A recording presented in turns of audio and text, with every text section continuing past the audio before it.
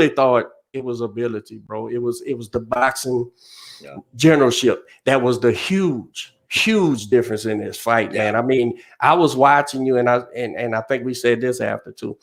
You had to bring some shit out, bro. And I know the average watcher didn't know, and I was trying to educate them best I could on the mic. Yeah. But it was the things away from the fight.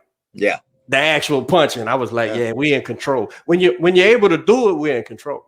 Now, had you been, whether or not you was breathing hard and dealing with that pressure, that's something different.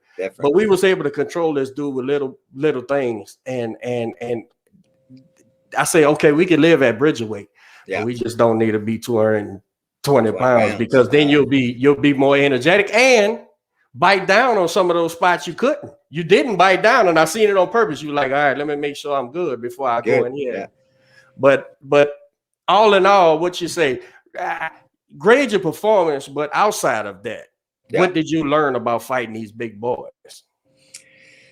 Yeah, obviously you got to, you have to respect every single punch. Yeah, obviously, there's the one thing, it doesn't matter, just being bigger bodies, I mean, you're gonna have to be aware of getting, not wanting to take a punch in really any area, from the shoulder, whether it's in the chin or not. I mean, it's just taking a body shot, hitting on the arm shot. They're heavier, they're a little more thuddy, and it isn't that snap. You get to see it, so you can kind of brace. The knockdown I didn't see just because I was throwing a punch to kind of bail out and just kind of had my head down, and he caught me, so I didn't even see that one, but. Right, at all. Right. Yeah, just kind of ducking and gonna try to roll off balance, and he got me. But I mean, I think it's. I mean, at the end of the day, I mean, what I learned, I guess, is, boxing is boxing. I mean, if you got to be able to control, you got to take away what they do well. As we do in the lighter weight classes. If you got to take those things away from them. You got to be. You're gonna have to avoid some shots. Yes, they are bigger punchers. They get to gamble more than I do.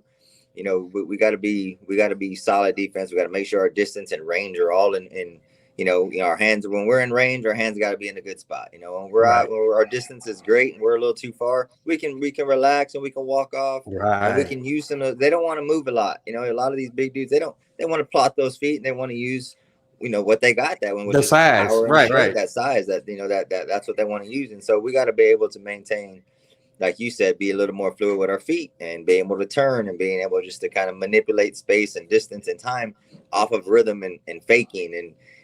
But in order to kind of maintain that level of boxing, we got to be, the conditioning has got to be there because these are big boys, and, we got to be able to be, you got to be strong enough because, when we get in there and there's that clenching and everybody sees it as holding, but it's a big boy pushing one way and another and manipulating hands. And that's not understanding. Yeah, no. That's all. They're just kind of grabbing each other. I was like, well, if somebody's trying to use strength in there, someone's trying to do a little. You got to counter that, right?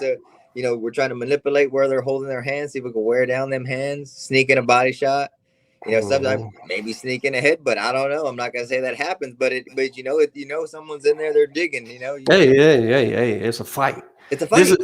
This is, and I want to credit your opponent. This is. You're at a level, bro. There's no such thing as a bum. You don't get no more cans, bro. No.